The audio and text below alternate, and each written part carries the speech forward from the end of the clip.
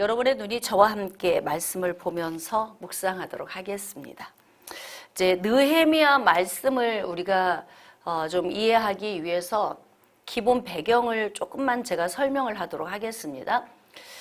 여러분 에스라, 느헤미야, 에스더 이 세 권도 역시 역사서에 속하는데 지금 이제 바벨론 포로로 끌려갔던 그 후손들을 통해서 하나님이 역사하는 것들을 기록된 말씀이에요. 그래서 왜 이스라엘은 포로로 끌려갈 수밖에 없었는가? 하나님은 끊임없이 이스라엘 백성들에게 멸망을 예고했습니다. 선지자들이 멸망을 예고를 했는데 멸망 예고에 대해서 말씀을 듣지 않고 이스라엘 백성들이 범죄한 결과, 그래서 북이스라엘이 멸망하고 남유다가 멸망을 하게 돼요. 자, 그러면서 이제 북이스라엘부터 남유다까지 포로로 끌려간 것이 1차, 2차, 3차. 그래서 BC 한번 점검해 보겠습니다. 605년, BC 598년, BC 586년 이렇게 1차, 2차, 3차 포로로 끌려갔는데 하나님께서는 다시 이들을 어떻게 했냐면 귀환시켜 주시는 거예요. 1차 귀환이 BC 538년, 자 2차 귀환이 BC 458년, 그 다음에 3차 귀환이 BC 444년.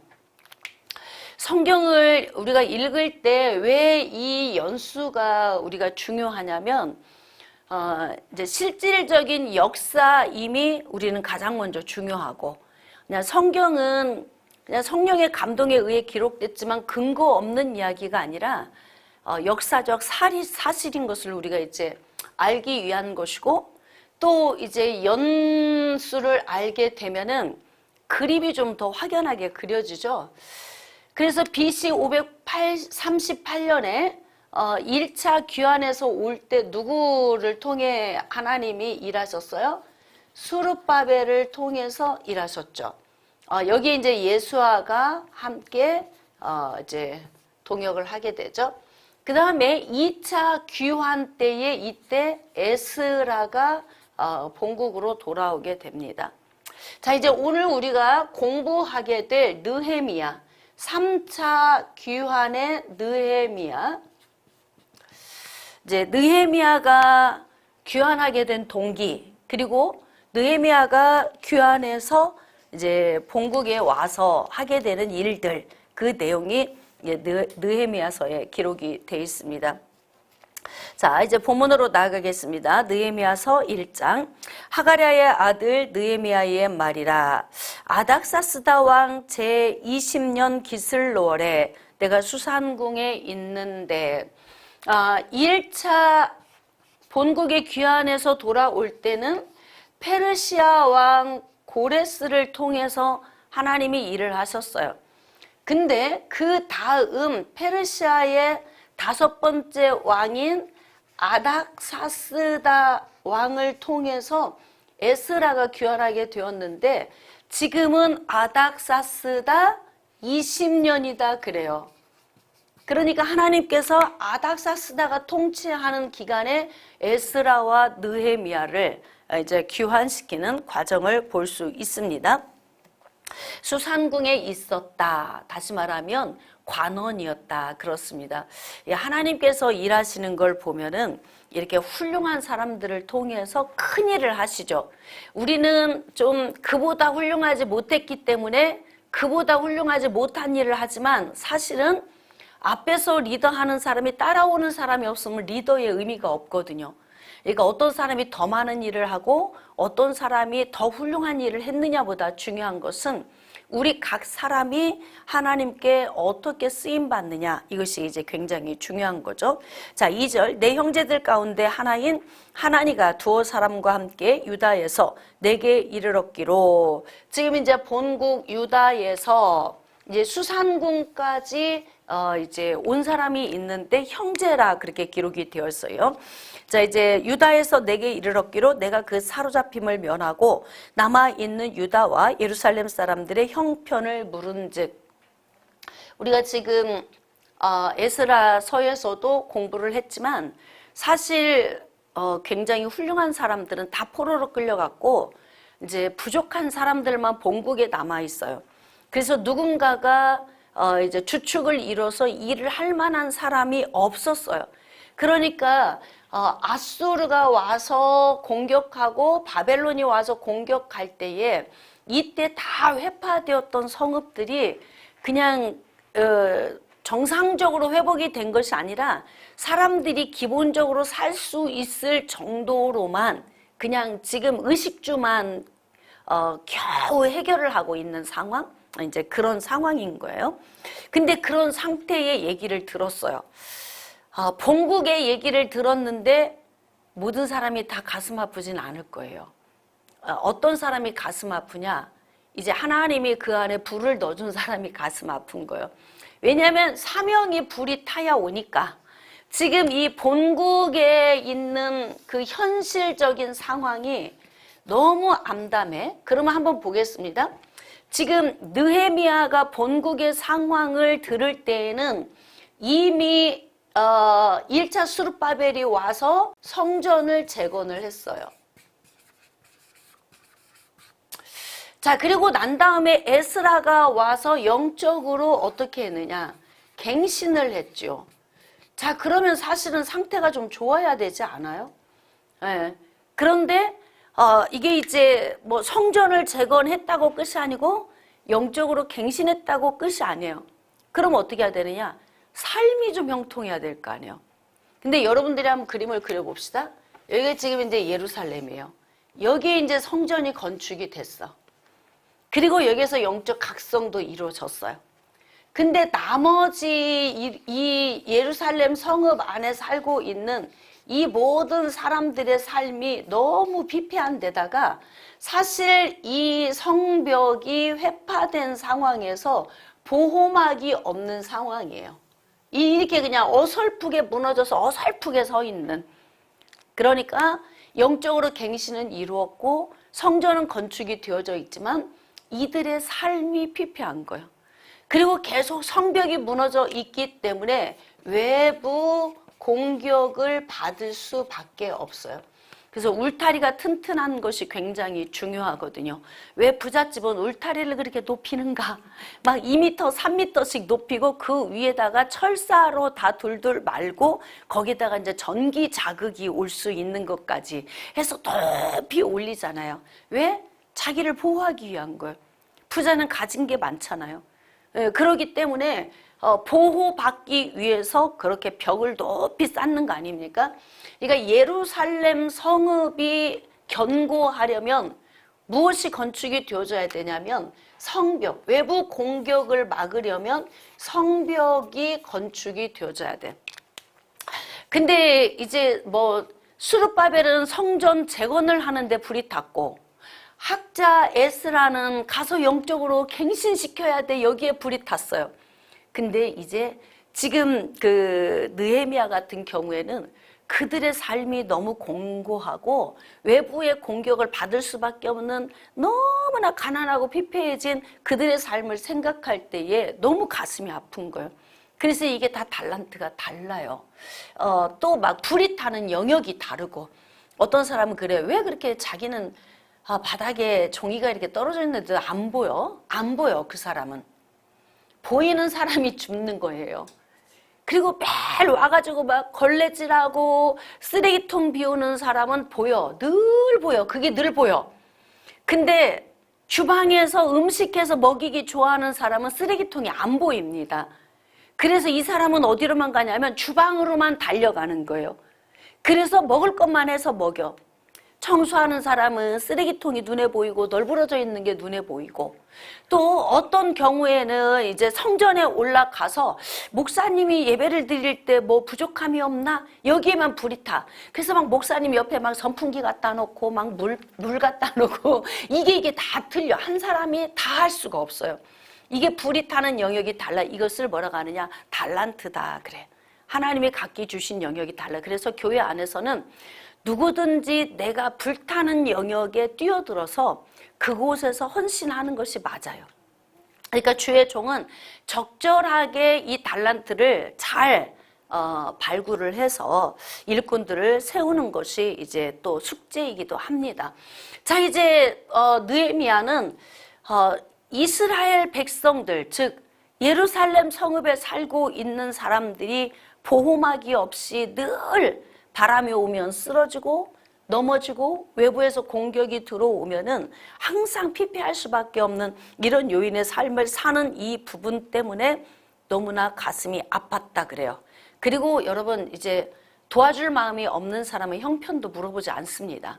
근데 도와줄 마음이 있는 사람은 좀 어때? 이렇게 묻는 거예요. 근데 도와줄 마음이 없이 어때? 라고 묻는 사람은 기만하는 사람이에요. 나 지금 요즘 너무 힘들어. 지금 밥 먹고 살기도 힘들고 다 부도가 나서 나 지금 오갈 데가 없어. 그러면 물어볼 때에는 어떻게 해야 돼요? 도와줄 마음의 각오를 가지고 물어봐야 하고, 힘겹다고 하면 도와줘야 맞아. 근데 물어볼 때도 별 의미 없이 물어봤고 힘들다고 하는데도 도와주지도 않아요. 그것은 기만하는 거죠. 자, 근데 지금 뭐냐면 형편을 물었다 그래. 그러니까 하나님께서 느헤미야를 통해서 일하시고자 지금 작정하고 계신다. 이것을 우리가 알 수 있어요. 3절, 그들이 내게 이르되 사로잡힘을 면하고 남아있는 자들이 그 지방 거기에서 큰 환난을 당하고 능욕을 받으며 예루살렘 성은 허물어지고 성문들은 불탔다 하는지라. 여러분, 그러니까 교회만 멋지게 세우는 것으로도 끝이 아니에요. 우리가 영적으로 충만하기만 한 것도 끝이 아닙니다. 그럼 뭐냐? 삶도 형통해야 돼요.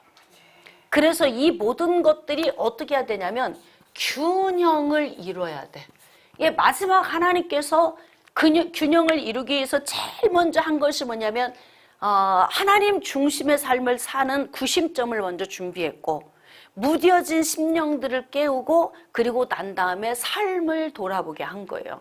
그래서 이 삼박자가 우리의 삶 속에서 잘 이루어져야 되는 것입니다. 4절, 내가 이 말을 듣고 앉아서 울고 수일 동안 슬퍼하며 하늘의 하나님 앞에 금식하며 기도하며. 이거 제정신이에요. 자기 마음으로 하는 게 아니에요. 이게 정말 느헤미야는 대단한 사람이야. 아니, 대단한 사람이 아니에요. 하나님께서 느헤미야를 쓰시고자 그의 마음에 하나님의 영을 부어주신 거예요. 그러니까 지금 본국에서 이렇게 뭐 성전도 근사하게 재건을 했고, 또 영적으로도 갱신을 했지만 이들의 삶이 막 너무 피폐한 것을 생각할 때 가슴이 막 찢어지게 아픈 거예요. 근데 그 찢어지게 아픈 것 때문에 뭘 했다는 거예요? 금식을 했다. 희한하죠? 영적 지도자들이 꼭 큰일을 할 때, 이때 꼭 하는 것이 있어요. 그게 바로 뭐냐면 금식기도예요. 금식기도. 자, 우리가 여기서 읽을 수 있는 것은 자신의 어떤 능력이나 자신의 어떤 성취를 위한 목적성을 위한 것이 아니라, 하나님의 사람들이 대개 금식을 할 때에는 목적이 어디에 있냐면 하나님의 나라예요. 그리고 하나님 나라의 일이에요. 그래서 지금 슬퍼하고 금식하고 기도하고 있어요. 자, 이르되 하늘의 하나님 여호와 크고 두려우신 하나님이여, 주를 사랑하고 주의 계명을 지키는 자에게 언약을 지키시며 긍휼을 베푸시는 주여 강구하나이다. 여기서 정말 중요한 게 있어요. 주의 계명을 지키는 자에게 언약을 지키고 긍휼을 베푸신다. 그러니까 우리가 이 땅을 살아가는 동안에 신앙생활, 자, 신앙생활의 기준이 있어요. 신앙생활의 기준은 기도가 먼저가 아니에요. 또 헌신이 먼저가 아닙니다. 주님 앞에 드림이 먼저가 아니에요. 그럼 뭐냐? 신앙생활의 기준, 가장 중요한 것은 하나님의 말씀이에요. 말씀이 없는 헌신, 말씀이 없는 뭐 헌금 생활, 말씀이 없는 기도 생활 다 의미 없어요. 왜냐하면 기도하고 돌아서서 또 원상태로 돌아가니까, 또 뭐 헌신하고 돌아서서 원상태로 돌아가니까 그건 하나님이 원하시는 삶이 아니거든요. 그래서 그리스도인들의 기준은 뭐냐면 오직 말씀이에요. 말씀. 근데 여기 보니까 하나님의 말씀을 버렸다는 거예요. 예. 그래서 이제 하나님이 주시는 그 언약은 끝까지 지켜주시리라 했지만 이스라엘은 하나님을 버리고 떠났다. 하나님을 버렸다는 것이 뭐예요? 말씀을 지키지 않았다. 그런 거잖아요. 6절 이제 종이 주의 종들인 이스라엘 자손을 위하여 주야로 기도하오며 우리 이스라엘 자손이 주께 범죄한 죄들을 자복하오니 주는 귀를 기울이시며 눈을 여시사 종의 기도를 들으시옵소서. 나와 내 아버지의 집이 범죄하여. 한 사람만 깨어 있어도 돼요. 한 사람만. 대한민국 안에 진짜 깨어있는 사람 한 사람, 나 한 사람만 있어도 그 사람의 기도가 응답이 되면 하나님의 역사를 맛볼 수 있습니다. 가정 안에서 나 한 사람만 깨어있어도, 교회 안에서 나 한 사람만 깨어있어도, 깨어있는 사람 한 사람만 있어도 돼요. 그런데 지금 이스라엘의 모든 죄를 대표성을 띠고 본인이 자복해요. 그래도 하나님은 그 마음을 받으신다. 자, 그래서 주는 기울이시고 귀를 기울이시고 눈을 여시고 기도를 들어주옵소서. 이제 이렇게 이야기를 해요. 7절 주를 향하여 크게 악을 행하여 주께서 주의 종 모세에게 명령하신 계명과 율례와 규례를 지키지 아니하였나이다. 바로 그거예요. 지금 징계의 매가 온 게 뭐예요? 기도 안에서? 헌신 안에서? 헌금 안 드려서가 아니에요. 우리는 항상 비본질에서 뭔가 문제 해결을 하려고 하는데 본질로 돌아가야 돼요. 이제 교회가 본질에서 멀어지면 성도들을 아주 피곤하도록 헌신시키고 물질 드리게 하고 그리고 막 죽고 살기로 기도하게 만들거든요. 그러면 하나님이 되게 기뻐하신다고 생각을 하거든요. 그런데 하나님은 무엇을 기뻐하느냐? 하나님의 율례와 규례를 붙들고 사는 거예요. 아이들이 집에 왔더니 막 청소도 깨끗이 하고 빨래도 다 해놓고 밥도 다 해놨어. 근데 부모가 원하는 삶을 안 살아요. 그게 기쁘겠어요? 의미가 없지. 해놓는 것이. 네, 그렇기 때문에 우리의 삶의 모든 기준과 초점을 어디에 둬야 되냐면 하나님의 말씀의 기준을 둬야 되는 거예요. 자, 그래서 이제 19 나라 가운데 하나님이 흩어버리겠다. 이 약속의 말씀을 지금 느헤미야가 기억하고 하나님의 말씀을 붙들고 기도하는 거예요. 하나님, 우리가 하나님 말씀 붙들고 살면 복 주시겠다고 했잖아요. 근데 하나님 말씀 버리면 다 흩어버리신다고 하셨잖아요. 그 말씀처럼 우리가 다 흩어졌다. 그 얘기예요. 우리 조상들이 범죄함으로 인해서 북이스라엘도 남유다도 다 흩어졌었다. 예. 자, 8절 옛적에 주께서 주의 종 모세에게 명령하여 이르시되 만일 너희가 범죄하면 내가 너희를 여러 나라 가운데 흩을 것이요 만일 내게로 돌아와 내 계명을 지키면. 보세요. 돌아와서 헌신하면이에요? 헌금 드리면입니까? 기도하면입니까? 아니에요. 우리가 그래서 신앙생활을 자칫 기도를 하루에 3시간씩 하면 하나님이 굉장히 기뻐하신다 이렇게 생각하는데 그거는 우리 주관적인 생각인 거예요. 그리고 자기 만족이에요. 그게 주님 앞에 열심히 몸이 닳도록 헌신하면 하나님이 기뻐하실 거라고 생각하잖아요. 근데 말씀이 없이 하나님도 없는 헌신이나 기도나 물질 드림이 무슨 의미가 있겠느냐. 이게 아주 중요한 거예요. 그러면 또 이 말씀, 그래 내가 말씀 붙들고 사니까 그러면 뭐 기도 안 해도 돼. 헌신 필요 없어. 물질 안 드려도 돼. 또 이렇게 이것을 해석하면 정말 그 사람은 아주 어린 아이의 수준에 불과한 거예요. 우리가 먼저 우선순위는 하나님의 말씀대로 순종하는 것. 근데 그 순종하는 삶이 뭐예요? 헌신과 드림과 기도의 삶인 거예요. 그러니까 우선순위가 바뀌면 안 된다는 거예요.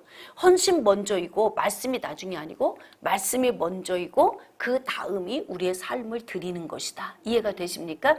이게 바늘과 실처럼 같이 엮여져서 따라가야 되는 거예요. 자, 10절 이들은 주께서 일찍이 큰 권능과 강한 손으로 구속하신 주의 종들이요 주의 백성입니다. 그렇죠. 애굽에서 구출받았고 그리고 홍해를 건너게 하셨고 광야 40년 동안 발이 부르트지 않고 옷이 낡아지지 않도록 먹이고 입히신 하나님, 그 하나님께서 가나안 땅을 주셨는데 그들은 하나님의 말씀을 버렸다. 지금 이걸 느헤미야가 그 이제 역사적인 사실을 붙들고 기도를 하고 있는 거잖아요. 11절 주여 구하오니 귀를 기울이사 종의 기도와 주의 이름을 경외하기를 기뻐하는 종들의 기도를 들으시고 오늘 종이 형통하여 이 사람 앞에서 은혜를 입게 하옵소서 하였나니 그때에 내가 왕의 술관원이 되었느니라. 이 사람 앞에서가 어디예요? 아닥사스다 왕이에요. 페르시아 왕, 바사 왕 아닥사스다. 이 사람 마음에 뭘 입게 해라? 하나님이 은혜를 주셔서 하나님의 목적을 이루시기를 위해서 기도했어요.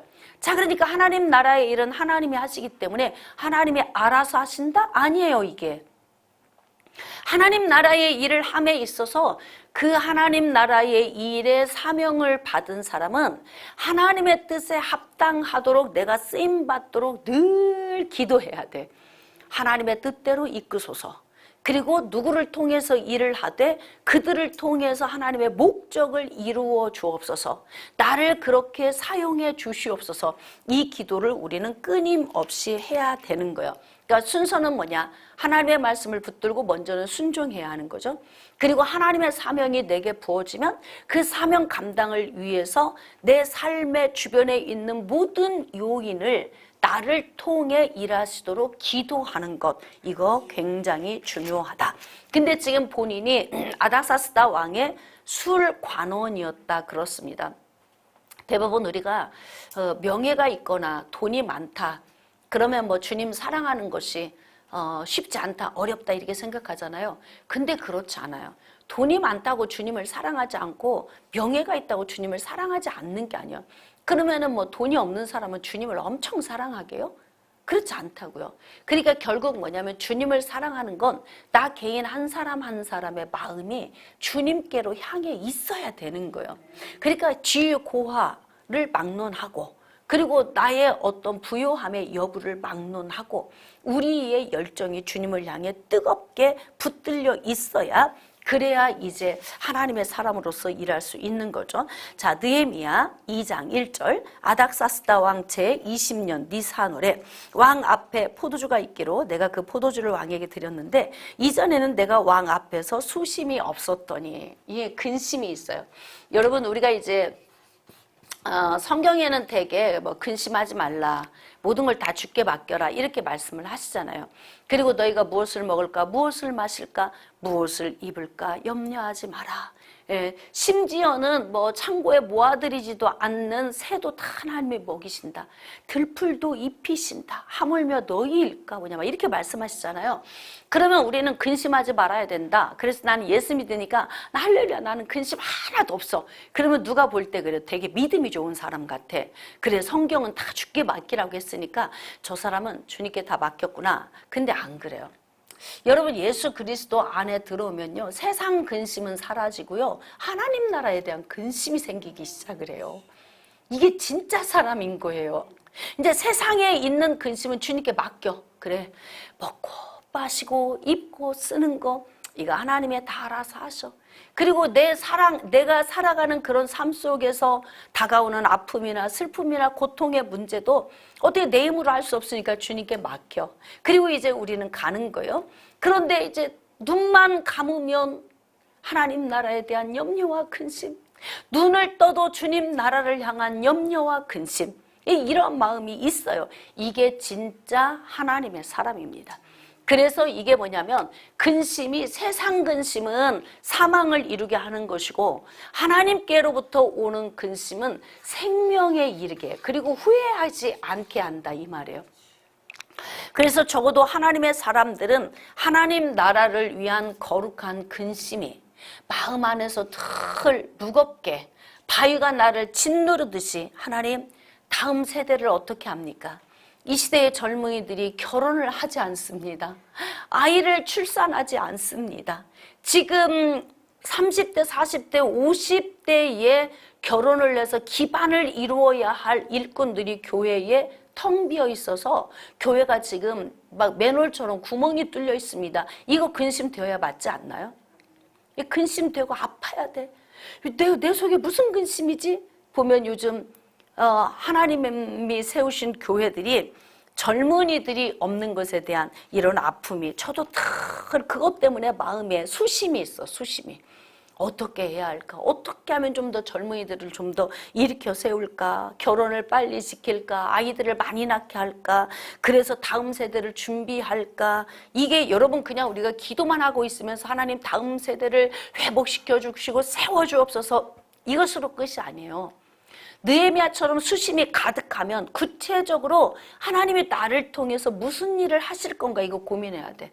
그게 지금 현재 자녀들이 있는 부모는 집에 돌아가서 아이들에게 얘 그래도 3명 이상은 낳아야 된다.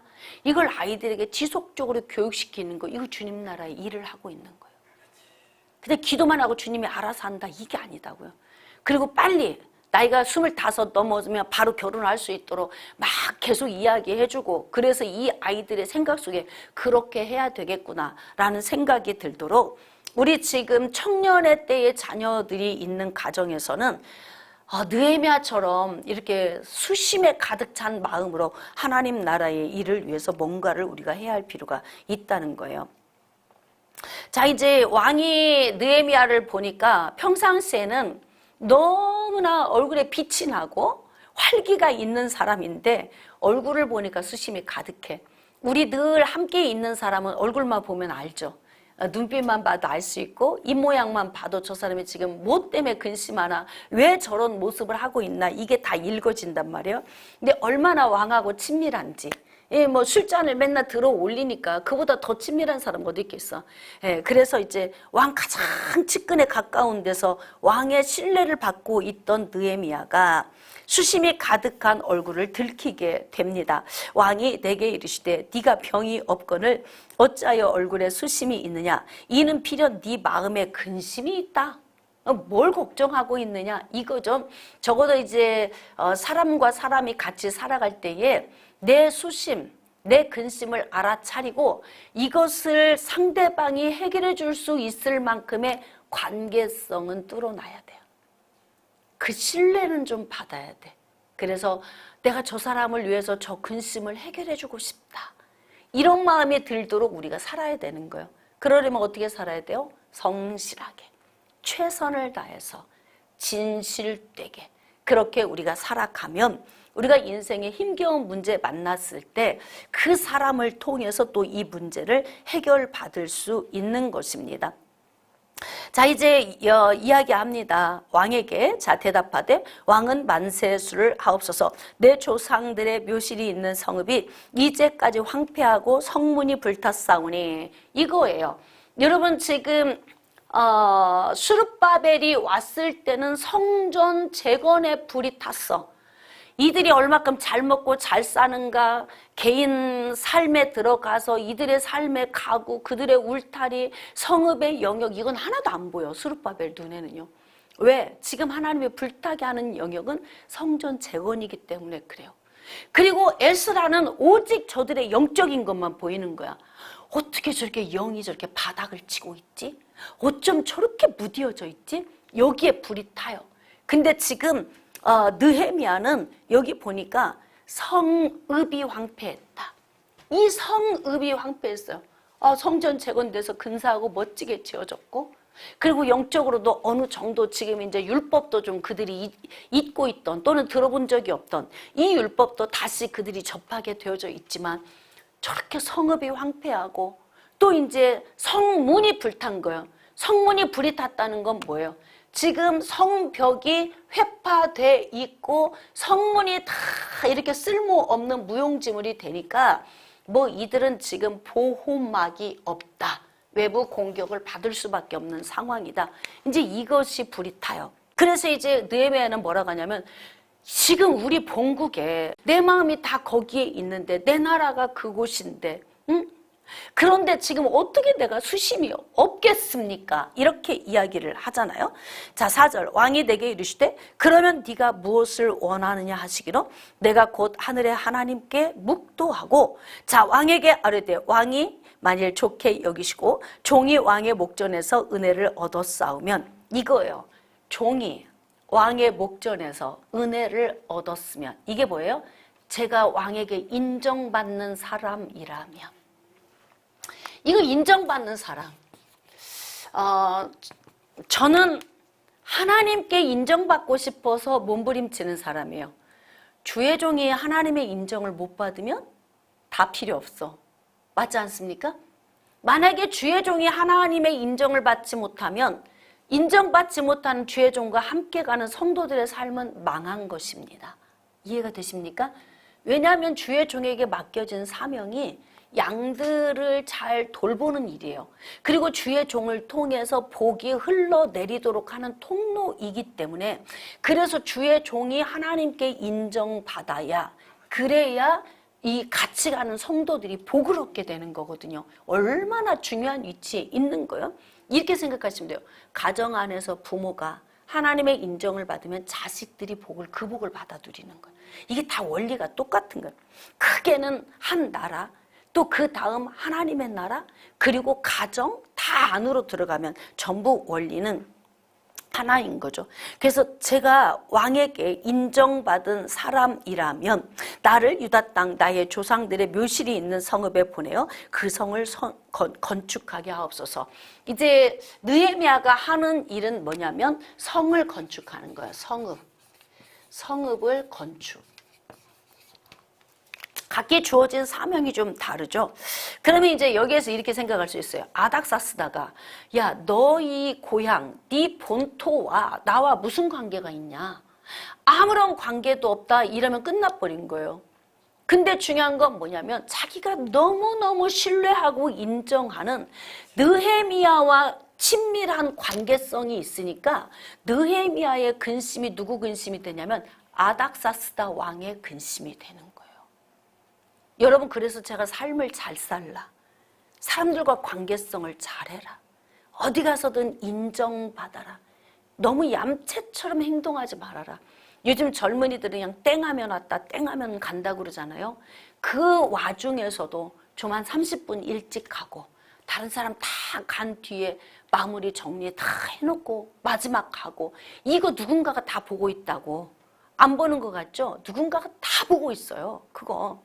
그러니까 이렇게 누군가에게 인정을 받는 삶은 결국 나만 좋은 것이 아니라 내 영역에 속한 사람들이 혜택을 같이 보는 거예요. 내가 하나님과 관계성이 좋아서 내가 복을 받으면 내 그늘에 있는 사람이 다 복을 받아. 제가 목사잖아요. 제가 하나님께 복을 받으면 제 영역에 있는 성도들이 다 복을 받습니다. 희한하게 주양 목사한테 오면 다 형통해져. 인생의 삶도 잘 풀려. 또 행복해져요. 나는 잘은 모르겠어. 그러나 저는 목회의 초점을 거기에 두기 때문에 그래요.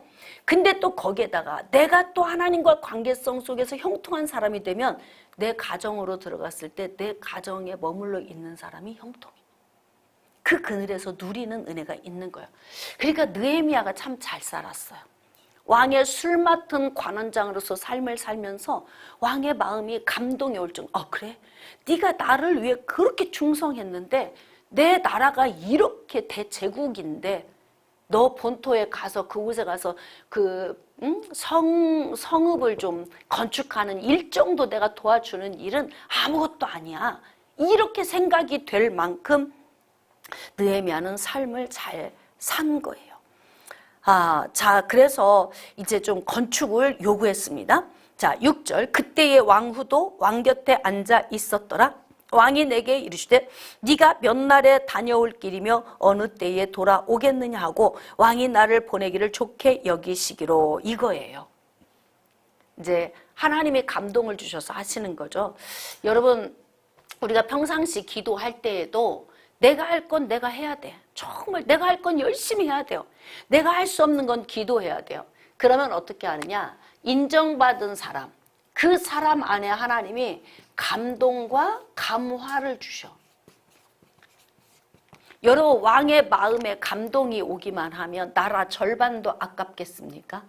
이제 우리 에스더서 공부할 건데, 에스더가 금식하고 남편 왕에게 나아갔더니 남편이 아내를 보면서 계속 반복적으로 하는 이야기가 뭐냐면, 사랑하는 에스더요, 무엇을 원하느뇨? 나라의 절반이라도 주겠다. 그냥 구하기만 하면 주겠다는 거예요. 이게 감동 감화 아닙니까? 그러니까 어떤 사람 가만히 앉아서 집 한 채도 그냥 얻고, 감동이 오면 그렇게 되는 거예요. 어떤 사람은 가만히 앉아서 집안채도 뺏기고 그런 일 있잖아. 인생의 삶에. 여러분 이래서 마음과 마음이 하나가 되는 거 이게 굉장히 중요한 일이에요. 그래서 제가 너무 각박하게 살지 말아라. 그리고 너무나 남을 비난하고 손가락질도 하지 말고 할 수만 있으면 모든 사람과 같이 어우러져 사는 법을 좀 훈련해라. 이렇게 하는 이유가 누구를 통해 복이 올지 모르기 때문에 그렇습니다. 깨달아지십니까? 이제 네가 가면은 며칠이나 걸리겠느냐 이런 거죠. 왜냐하면 떨어져 있고 싶지 않은 거예요. 느헤미야하고 왕은. 왜 왕이 필요하면 그냥 벌써 눈빛만 손동작 하나만 몸동작 하나만 봐도 지금 왕이 뭘 원하시는구나를 너무 알아. 그래서 가려운 데를 척척 긁어줘. 그러니까 느헤미야가 없으면 왕은 너무 불편한 거예요. 예. 그러니까 야, 할 수만 있으면 짧은 기간에 빨리 갔다 왔으면 좋겠다.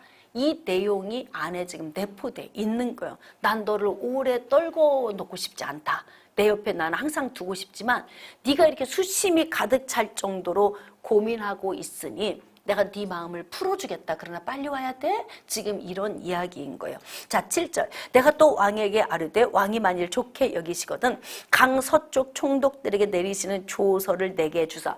참 똑똑한 사람은 일하는 게 다 똑같죠. 똑똑한 사람은 일하는 걸 보니까 전부 다 방식이 똑같아. 그래서 어떻게 하느냐, 그냥 기분으로, 느낌으로 일하지 않는다. 항상 어떻게 한다? 법적 절차를 밟아서 일한다. 그래서 후회함이 없도록 모든 일은요, 진짜 모든 일은 안전하게 해야 돼요. 근데 지금 이게 뭐냐면 메소포타미아 지역 지금 여기 가나안 땅으로 지금 본국으로 돌아오려면 여기 지역에 있는 데서 여기 올 때까지 총독들을 거쳐서 와야 돼. 그렇기 때문에 반드시 이 사람이 무사 통과하려면 어떻게 해야 되냐면 왕의 어인이 찍혀 있는 조서를 들고 와야 된다 이 말이에요. 우리 좀 기억을 해볼까요? 몇 주 전 공부했던 수룹바벨이 그 성전 건축을 재건을 하러 올 때에 이 조서가 없어. 조서가 고레스가 조서를 줬는데도 불구하고 어디에다 누가 관리했는지 어디에다 보관을 했는지를 몰라. 그러니까 방해하는 세력이 방해하는데도 왕이 하라고 했다 내놓지를 못하는 거예요. 그래서 성전 건축이 16년간 중단이 되었었다. 우리가 이 공부를 했잖아요. 그래서 수르바벨보다 일을 더 탁월하게 잘한 사람이 누구였더라? 에스라였더라. 그랬더니 지금 느헤미야도 보니까 일을 잘하고 있어요. 그래서 바로 뭐냐면 항상 내가 이렇게 똑똑하지 않으면 똑똑한 사람 하나는 우리 조직 안에 있어야 돼. 똑똑한 사람 하나는. 가정 안에도요. 똑똑한 사람이 하나는 있어야 돼. 부모가 조금 좀 세상에 좀 문외한이면 자녀들 중에 하나라도 똑똑한 사람이 있으면 이 아이가 가문을 또 일으킨다고. 그러기 때문에 그래서 우리가 부모들이 자꾸 공부해라 하는 게 참 듣기 싫고 지긋지긋하게 싫음에도 불구하고 머릿속에 많은 지식을 넣어놓으면 그 지식을 삶 속에서 적용만 잘하면 일을 이렇게 빨리 진행시킬 수가 있어요. 그래서 뭐라면 이제 왕에게요. 폐하 조서를 저한테 써주세요. 그래야 제가 가서 일을 할 수 있지 않겠습니까? 그리고 지나가는 곳곳마다 총독들이 방비하고 있는데 그들에게 어인이 찍힌 조서를 주면 제가 무사 통과하리이다. 이렇게 지금 이야기를 하는 거잖아요. 자, 8절 또 왕의 삼림 감독 아삽에게 조서를 내리사. 여기도 법적으로 좀 절차를 밟아주라는 거예요.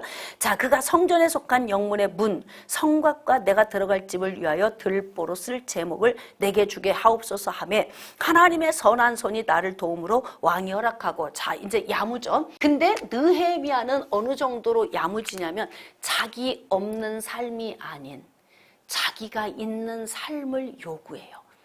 그러니까 뭔가 내가 형통함을 얻을 때 하나님 저들이 형통하기를 원하고요. 저는 그냥 껍데기만 있어도 되고요. 저는 그냥 길에서 노숙자로 살아도 돼요. 이건 아니다 이 말이에요. 그러니까 지금 여기에서 느헤미야는 뭐라고 하냐면 제가 살 집도 짓고 싶어요. 이렇게 이야기하는 거예요. 그러면 느헤미야에게 속한 혹시 가족이 같이 동행을 하거나 느헤미야와 아주 친근감이 있는 일하는 사람들이 좀 수월하겠죠. 근데 이게 느헤미야가 안 돼 있으면 느헤미야하고 함께 하는 날 동안 느헤미야 옆에 있는 사람은 죽어. 반은 죽어. 그냥 인생이 그냥 뭐냐 싶은 생각으로 살게 돼. 그래서 어떻게 해야 되냐면 항상 내가 없는 삶이 아닌 우리가 모두 어우러져서 다 형통함을 찾을 때 거기에 누구도 들어가야 된다? 나도 들어가야 된다. 제가 그래서 항상 뭐 너무 자식들을 사랑해서 저는요 애들을 너무 사랑해요. 그냥 애들을 너무 사랑한다는 것을 말하고 싶어서 어떻게 하냐면 저는 항상 맛있는 걸 안 먹고 다 애들 줘요. 어리석다 이 말이에요. 그래서 닭다리는 누가 먹는다? 그럼 닭다리는 내가 먹는 거요. 제일 맛있는 부위는 누가 먹는다? 그럼 이제 옛날 부모님들은 생각할 때 부모님 상하고 이제 완전 다른 거야. 왜 옛날 어머니는 나는 누룽지만 먹고 남은 찬밥만 먹고 나는 대가리만 먹고 꼬랑지만 먹고 가족은 다 좋은 걸 줬잖아. 그래서 뭐냐면 항상 고부간의 갈등이 그래서 온 거야. 왜냐하면 내가 어떻게 키웠는데 내 새끼를 나는 대가리 먹고 내 새끼는 몸뚱아리 줘서 그렇게 귀하게 키웠고 응? 나는 막 닭다리도 한번 먹은 적이 없고 내 새끼는 닭다리만 먹여서 귀하게 키웠는데 어떻게 키운 자식인데 내가 너를 줘 며느리한테 못 줘. 네, 그래가지고 그냥 그 보상심리 제가 이제 영성훈련학교에서도 여러 번 이야기를 했어요. 내 인생이 없으면 보상심리. 여러분 지금 왕의 마음이 열려서 돕기만 한다면 이 왕은 얼마든지 보조해 줄 수 있는 상황이에요. 근데 이때 뭐냐면 이때 그냥 좀 화끈하게 좀 구해가지고 제가 살 집도요 해야 되는데 너무 죄송하고 미안한 거야. 그러니까 어떻게 가가지고 이 예루살렘 그 성읍을 건축하고 성문도 달고 뭐 성벽도 새로 짓고 하지만 난 너무 죄송해서 나는 내 집까지는 구할 수 없고 없어. 그래가지고 어떻게 하면 텐트 치고 살다가 왔대도록. 그러니까 여기에서 구할 때 야무지게 어떻게 해야 된다? 나도 그 그룹 안에 넣고 같이 누리세요. 모든 걸 먹을 때도 함께 먹고 누릴 때도 함께 나누고 함께. 근데 옛날 부모님 상은 희생이야, 희생. 근데 그 희생이 중요하긴 한데요. 내가 없는 희생은 보상심리, 억울하거든. 내 인생이 없거든요. 그러니까 자꾸 보상심리로 내가 너를 어떻게 키웠어. 그러니까 네가 나한테 이렇게 해야 돼. 이런 거. 뭐 아들 낳았다고 실컷 미역국 맛있게 먹고 어떻게 하냐면 그 아들한테 인생을 기대려고 조금 아들이 살만하면 그때부터 척 얹혀갖고 자식한테. 옛날 부모님 다 그렇지 않아요? 장손. 그래갖고 제사 막 12개, 24개씩 지내는 것 며느리 들어오면 시어머니는 울랄라. 그리고 이제 며느리한테 싹 곡간 넘겨주고 이제 네가 한번 해봐라. 내가 했던 거 그동안 이러면서 그 진짜 한많은 그 마음을 며느리한테 척 넘겨줘. 내 인생이 없으면 이렇게 불행을 낳고 불행이 불행을 낳게 되는 거예요.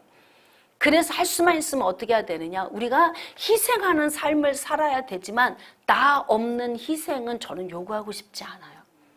저는 여러분도 여러분의 삶이 그 안에 함께 들어가서 복된 삶을 함께 누렸으면 좋겠어요. 근데 여기서 느헤미야를 보니까 난 느헤미야 스타일이 마음에 들어. 느헤미야 스타일이. 막 자식들에게 잘해준다고 애들 막 엄청 자식들 잘하게 해놓고 그리고 나는 없어. 예를 들면 이런 경우예요.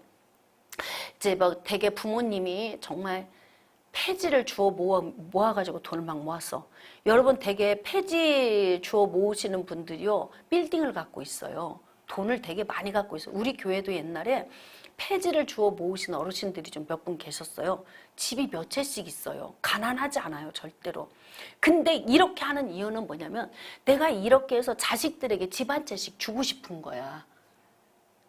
근데 중요한 건 뭐냐면 폐지 줍다가 그냥 꼬꾸라져. 허리도 다 굽어. 그러고 살다가 돌아가시고 나는 누림이 하나도 없어. 그리고 그냥 집 한 채씩 자식들 턱턱 한 채씩 넘겨줬어. 그럼 생각해 보세요. 이 자식들이 그 집에서 살면서 허리가 굽도록 고생한 엄마 생각하면 행복하겠냐고. 가슴이 얼마나 아프겠어. 눈 감을 때까지 아프겠지 가슴이. 근데 그건 잘하는 게 아니라고요. 부모가 멋지게 잘 살아주셔야 돼. 그래야 자식들이 부모를 보낼 때도 그래. 우리 엄마 아빠는 그래도 인생을 멋있게 사셨고 아쉽지 않게 사셔서 우리가 그냥 미련 없이 떠나 보내드려야 돼. 이렇게 돼야지. 여러분 가슴에 묻어놓고 막 죽는 날까지 우리 엄마 불쌍해서 우리 아빠 불쌍해서 이렇게 하기를 원하시나요? 나를 생각해 주는 게 좋아요? 길이길이 그렇게? 그냥 내가 땅속에 들어가면 자식들은 나를 훅 잊고 나를 그냥 훅 보낼 수 있어야 돼. 그렇게 사셔야 돼요. 이해가 되십니까? 그래서 저는 느헤미야 스타일의 삶이 좋다. 이것을 주장하는 바입니다. 예, 그래서 여기에 보니까 이제 뭐 자기 집도 좀 이렇게 지었으면 좋겠다. 예, 참 야무집니다. 그래서 이제 뭐냐면 본인이 갈 때에 그곳에 가서 사역할 수 있는 재반, 비용, 모든 것들을 전부 구해가지고 와요. 이게 뭐냐면 행정력이에요. 행정력이 탁월한 사람은 이렇게 일해. 근데 예를 들면 기도만 많이 하고 막 불러불러 하는 사람은 어떻게 하느냐? 가면 다 돼. 하나님이 다 하셔. 그리고 막 맨손으로 가. 조서도 놓고 가고 제목도 안 가져오고 아무것도 안 가져오고 막 가. 그리고 어떻게 막 모여라 막 불러불러. 그리고 막 3일 금식 4일 금식 막 기도시켜. 그리고 막 하늘에서 떨어질 줄 알아. 안 떨어지네. 근데 방해하는 세력들이 왔네. 그랬더니 아닌 게벼. 내가 음성을 잘못 들었나 봐. 예를 들면 이러고 도로 돌아가. 이런 일이 있을까요? 없을까요? 있어요. 많아. 이렇게 일하는 스타일의 사람 많아요. 그러니까 이게 뭐냐면 하나님이 모든 걸 다 알아서 해주신다? 이거 아니다고. 그러니까 우리는 일하는 방식 속에서 내가 필요한 것을 하나님이 나에게 주신 지정을 통해서 예루살렘에 가면 내가 지금 불타는 게 뭐예요? 성읍을 건축하는 거잖아요. 그럼 성읍에 건축할 필요한 재반 재료, 비용, 나도 거기 가서 안식하고 휴식을 해야 되고 그래야 폐하 제가 다시 올라와서 또 폐하에 또 수종을 또 들지 않겠습니까? 그러니 어떻게 집을 안 주겠어. 잘 있다 편히 있다가 와야 내가 또 편한데 느헤미야가 와야. 응? 그러니까 느헤미야를 도울 수밖에 없는 거예요. 어디 가든지 인정받고 사는 사람은 먹을 게 이렇게 다 나와. 먹을 걸 갖고 다녀. 자, 9절. 군대 장관과 마병을 보내어 나와 함께하게 하시기로 내가 강 서쪽에 있는 총독들에게 이르러 왕의 조서를 전하였더니 이거잖아요. 뭐 이 말 저 말 할 것도 없어요. 막 아닥사스다 왕의 마음에 우리 하나님이 막 감동을 주셨다. 그러면 우리 하나님이 누군 줄 알 거야. 예? 우리 하나님 침마르게 자랑한다고 아냐고 이게. 근데 뭐 이 말 저 말 할 것도 없어요. 그냥 아닥사스다 왕 어인이 찍힌 조서 한 장 갖다 턱 내밀면 되는 거예요. 이게 우리가 세상을 살아가는 불신자들과 어우러져서 사는 삶 속에서 우리가 일을 해 나가는 방법인 것입니다. 자, 10절. 호론 사람 산발락과 종이었던 암몬 사람 도비아가 이스라엘 자손을 흥왕하게 하려는 사람이 왔다함을 듣고 심히 근심하였더라. 자, 이제 왜 근심해? 여러분 솔직히 말하면 지금 성읍을 와서 재건하고 잘 살 수 있도록 주거 환경을 개선하고 생각해 보세요. 옛날에 초가집 다 뜯어내고 막 초가집에 살 때 막 노내기니 뭐니 벌레들 엄청 떨어지고 쥐가 막 왔다 갔다 하고 그랬잖아요. 에? 그랬는데 이제 초가집도 없애고 마을길도 넓히고 그러면서 새마을 운동을 하면서 슬래트집 짓고 기와집 짓고 그러면서 우리가 주거 환경이 엄청 좋아졌죠. 자, 조금 지나고 나니까 이제 불을 떼던 곳이 막 곤로가 나왔어. 그러다 조금 더 지나니까 가스레인지가 나왔다고요. 그러면서 이제 우리가 막 삶이 좀 더 좋아지잖아요. 여러분 삶의 환경이 좋아지니까 얼마나 우리가 지금 살기가 편하고 좋습니까? 그러니까 지금 이렇게 모든 환경과 주거가 좋아지고 지금 하나님의 나라가 견고해진다 그러면 이스라엘 백성들은 다 좋아야 맞지 않아요? 할렐루야. 쌍수를 들고 환영해야 돼. 기뻐해야 된다고요. 안 기쁜 사람이 있다네. 그런 사람이 꼭 있을까 없을까? 있다고. 여기 보니까 이렇게 호론 사람 산발랏, 종이었던 암몬 사람 도비아가 이스라엘 자손을 흥왕하게 하려는 사람이 왔다함을 듣고 근심하더라. 저 기분 나쁘네. 저 사람이 와가지고 막 성읍을 재건을 하고 이러면 우리가 가서 그곳에 가서 노략질도 하고 막 했었는데 이제 못하네. 뭐 이런 그런 막 근심이 이들 앞에 있었다는 거예요. 자, 11절. 내가 예루살렘에 이르러 머무른 지 사흘 만에. 자, 이제 느헤미야가 도착을 했어요. 도착하는데 아주 순탄하게 왔죠. 자, 순탄하게 온 이유는 뭐예요? 행정적으로 잘 준비해서. 맞아요. 그래서 이렇게 순탄하게 온 거예요. 아무 문제 없이 왔잖아요. 방해 세력 하나 없이. 자, 이제 내 하나님께서 예루살렘을 위해 무엇을 할 것인지 내 마음에 주신 것을. 자, 이게 내 마음에 주신 게 뭐예요? 여러분, 하나님께서는 하나님의 사람들을 통해서 일을 하실 때 어떻게 하냐면 하나님 나라의 일을 마음에 주세요. 마음. 자, 이 마음은 곧 뭐냐면 생각으로 주십니다. 생각. 저도 목회를 해오면서 제 머릿속에서 막 언제 이사해야지, 교회를 어떻게 해야지, 난 이런 생각에 계획이 없어요. 당장 내일 이후에 어떤 계획도 제 머리에 없어요. 근데 가다 보면 어느 순간에 훅 하나님이 이전해라. 지금 우리는 여기가 교회가 4번째 이전한 거예요. 개척한 데서 4번 이사를 해서 여기 온 거예요. 근데 이것도 내 머릿속에 계획이 하나도 없었어요. 저는 하나님 나라를 위한 그런 큰 계획을 머릿속에 갖고 있지 않아요. 왜냐하면 하나님 머릿속에 있어요. 그건. 그리고 하나님의 때에 주세요. 그래서 내 인위적인 방식으로 내가 이 교회를 어떻게 하리라, 이런 생각을 저는 머릿속에 가지고 있지 않아요. 근데 때가 되면 하나님이 어떻게 하느냐? 생각으로 주세요. 넣어주셔. 불이 타게 하셔. 그래서 일을 하게 하시는 거예요. 근데 예루살렘을 위해서 뭘 해야 될 건지 마음으로 주셨대. 느헤미야가 받아갖고 온 거예요. 그게 뭐예요? 성읍을 재건하는 거예요. 성읍을 재건하는 거. 근데 하나님은 놀라우시잖아요. 이렇게 필요한 거, 성전 건축도 필요하고 또 영적 갱신도 필요하고 성읍도 형통해져야 되는 이 모든 것들을 하나씩 하나님이 우리의 삶에 다 회복시키고 채워주시잖아요. 그러니까 지금 우리의 삶에 필요한 것도 하나님이 다 아세요. 하나님이 하나님의 때에 맞춰 우리에게 주세요. 그러니까 어떻게 하면 되냐? 하나님하고 친밀하게만 지내면 돼. 하나님 말씀 붙들고 친밀하게 지내면서 가면 되는 거예요. 그래서 이제 이건 어떻게 했냐면 내 마음에 주신 것을 내가 아무에게도 말하지 아니하고, 이거 너무 중요해. 사람과 대화하지 않았다. 하나님께로부터 온 것이 내 마음에 생각으로 주어졌을 때 누구와 상의하거나 의논하지 않았다는 거예요. 저도 그랬어요. 아무리 가까운 사람이라도 저는 하나님이 해 그러면 그냥 했지, 상의하자. 이걸 해야 돼요, 말아야 돼요, 물어야 돼, 말아야 돼. 이걸 교회 중직자들한테 하나님이 너 이거 해라 명령이 왔어요. 그러면 해야 됩니까, 말아야 됩니까 라고 이거를 지금 의견을 붙여야 될 일이에요? 아니에요. 그럼 이건 뭐냐? 하나님이 하라고 하신다. 어떻게 이 문제를 풀어나가면 좋겠느냐. 저는 이렇게 풀어왔어요. 지금까지. 해야 되냐 말아야 되냐 다수결로 결정한 이거냐. 나 기도 받았는데 하나님이, 기도했는데 하나님이 이걸 요구하신다. 자, 하자. 어떻게 했으면 좋겠느냐. 어떤 방법으로 풀어갔으면 좋겠느냐. 여러분의 머리에 좋은 의견이 있으면 내봐라. 다 이렇게 상의해서 왔거든요. 그러니까 하나님이 주신 것은 해야 되냐 말아야 되냐의 여부를 결정하는 게 아니고 하나님이 하라고 명령하신 것은 어떻게 풀어가야 할 것인지를 결정해야 하는 거예요. 네. 그래서 여기서 뭐냐면 아무하고도 상의를 안 했대. 그러니까 느헤미야가 진짜 똑똑한 사람이고요. 느헤미야는 아주 균형 잡힌 삶을 잘 사는 사람이에요. 그리고 이제 밤에 일어나 몇몇 사람과 함께 나갈새 내가 탄 짐승 외에는 다른 짐승이 없더라. 그 밤에 골짜기 문으로 나가서 용정으로 분문에 이르는 동안에 보니 예루살렘 성벽이 다 무너졌고 성문이 다 불탔더라. 보호막이 하나도 없더래. 여기 울타리가 하나도 없다는 거예요. 다 가서 보니까.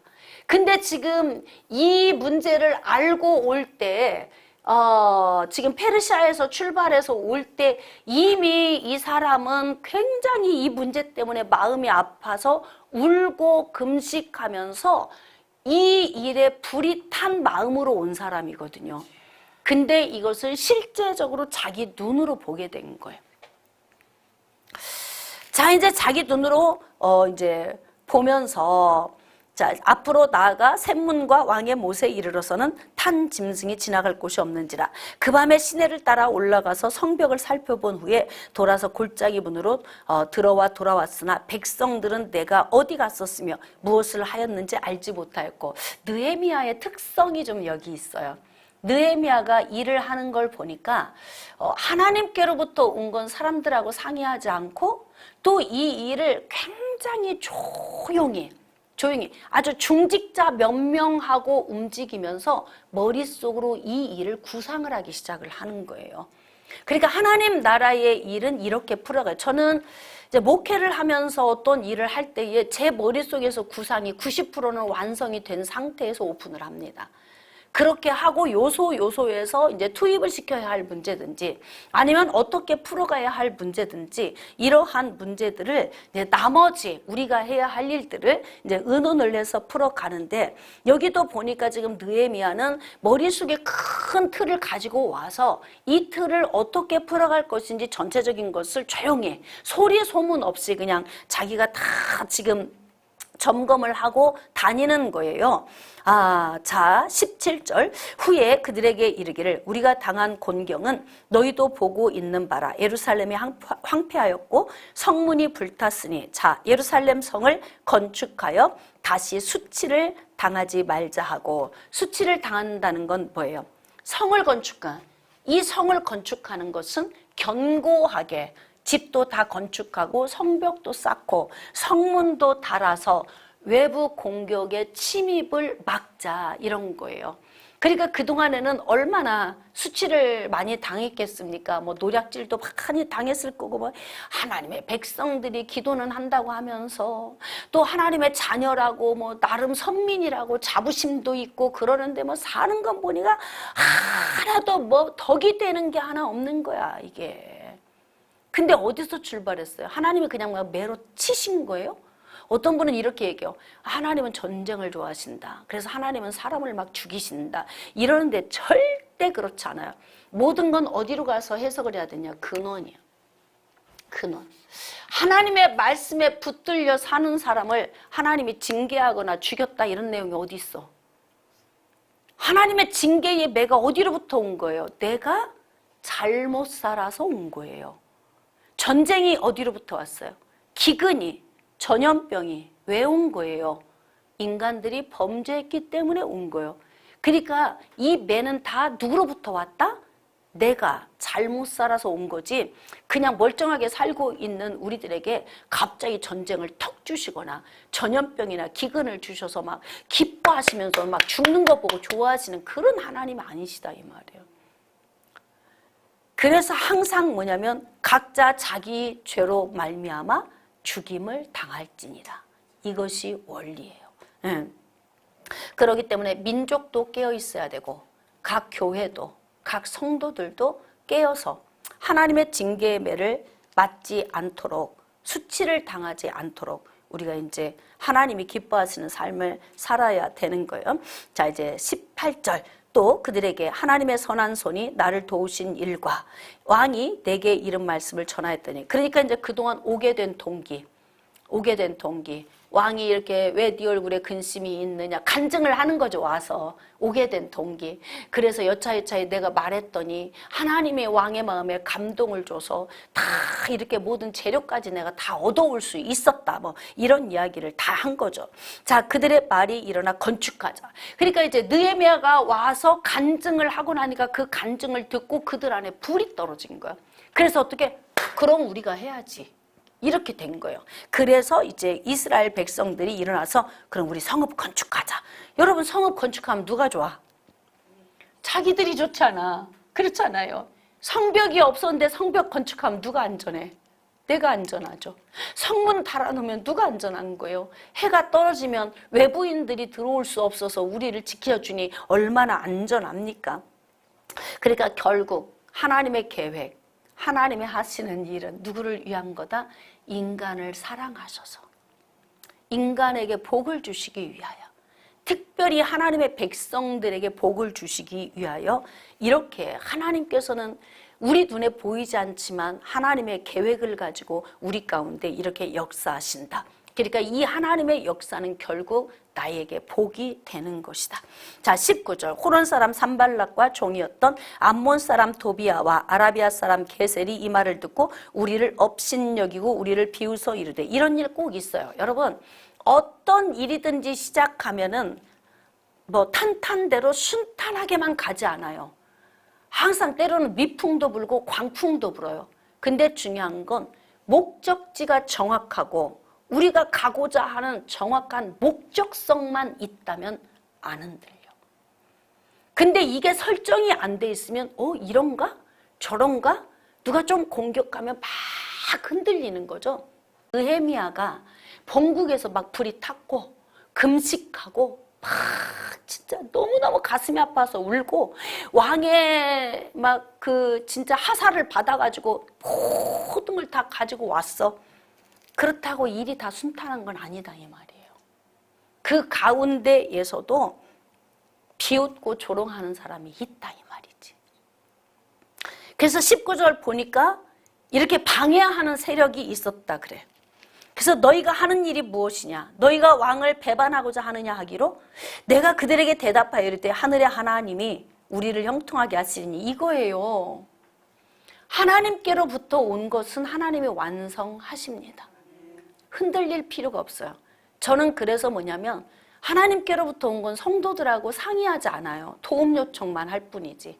이걸 어떻게 풀어갔으면 좋겠느냐 이렇게 도움 요청을 하지 가장 가까운 곳에 있는 나의 측근들하고도 하나님 나라 일은 한 번도 상의해 본 적이 없어요.